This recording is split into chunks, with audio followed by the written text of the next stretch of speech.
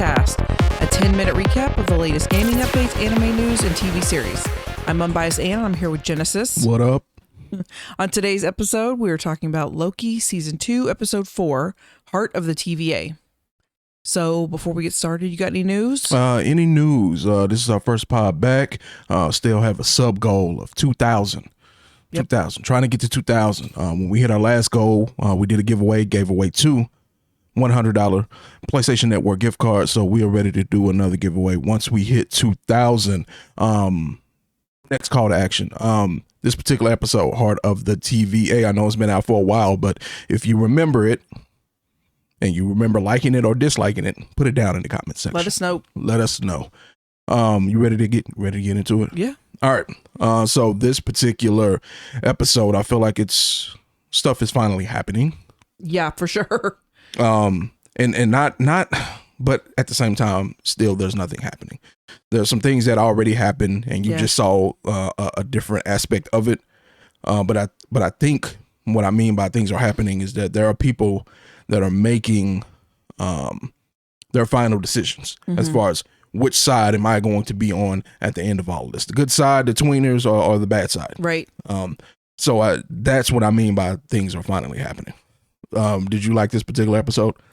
I liked it. It felt really long. Like normally, like I feel like they go by really fast. Mm-hmm. This one felt like a full hour. I don't know how long it was, but Obi's back. Okay, well, I'm always happy to see Obi. I mean, and that definitely helped.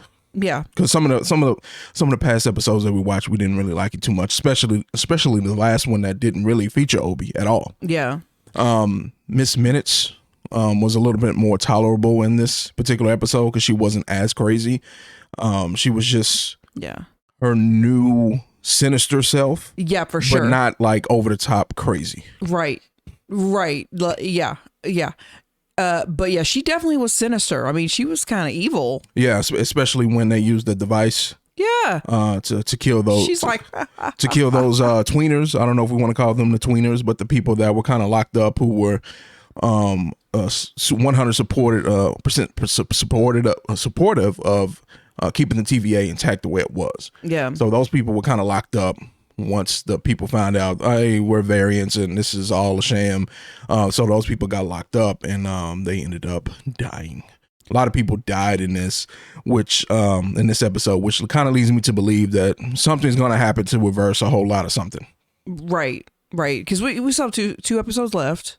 So it can't have everybody dying, in episode 4. Who died in this one? All of the tweeners. Victor Tidwell, which is Kang. Is that his name? Dr. Tidwell? Timely. I thought Victor Timely. There we go. Ravonna. Renslayer. And one, I guess one variant of Loki. Yeah, but we don't even know really.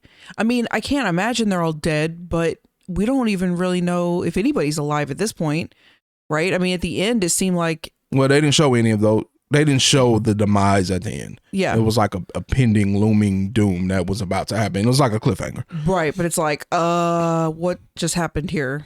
The thing that I dislike is, I guess there's two things I dislike about this. I really am not liking Sylvie.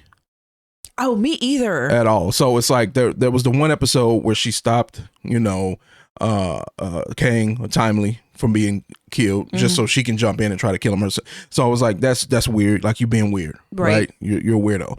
But then in this one, it's like you're getting mad at people for not doing enough to help fix the problem you created. Yeah. Like, you did this.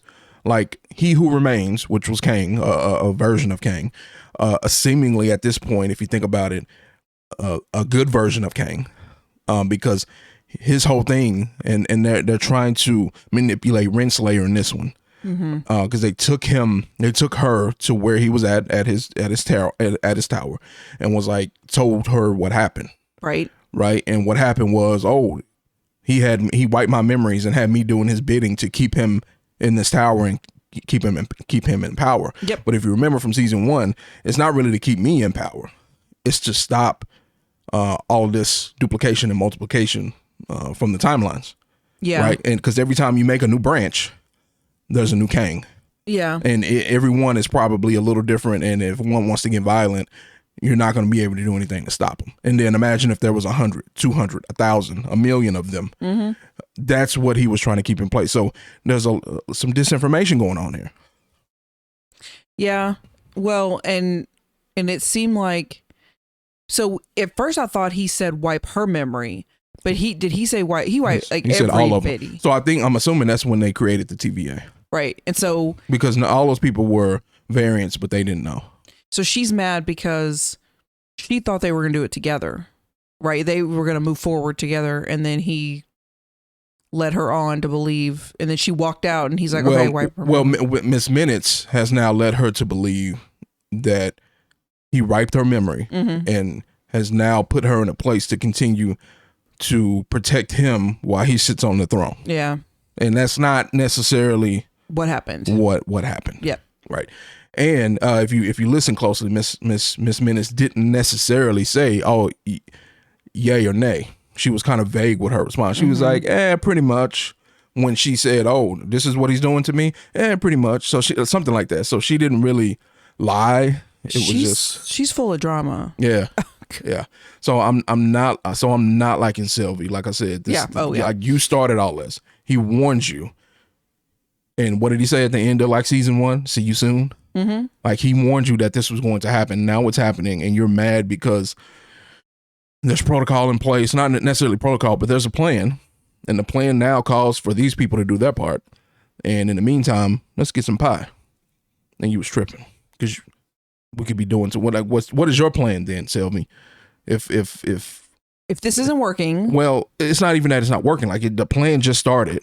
It's time for us to get out of the way so they can do their thing. Mm-hmm. We want to get some pie. What is your plan? What else should we be doing right now?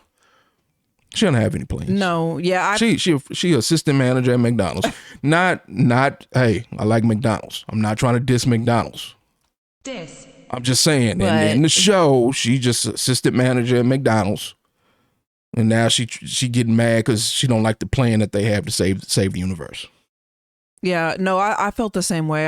After I was noticing myself feeling like I'm not really feeling you. No, like at all. You're annoying, by the way. The other thing, and like I said, I've praised the show for being this way, which is just super smart, and they don't really care if you get it or not. Mm-hmm. But I feel like they're really not doing a good job on explaining.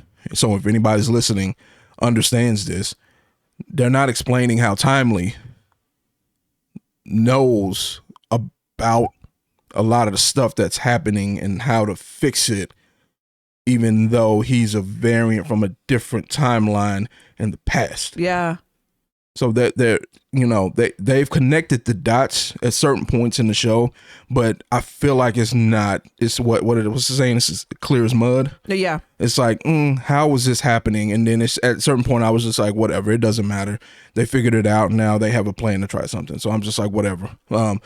That would be something good to maybe go back. Maybe they tie it all in at the end, go back and rewatch once you get all the info, and that makes it easier to piece together. I think I feel like this show is kind of complicated. Like you do have to be paying very close attention, and some stuff when you start getting into like I don't know if you want to call it time travel or whatever you want to call it, variants, moving around, it gets kind of confusing. Well, I think the part that's missing for Timely and not really understanding how he knows things and certain, I can't understand what he's saying most of the time.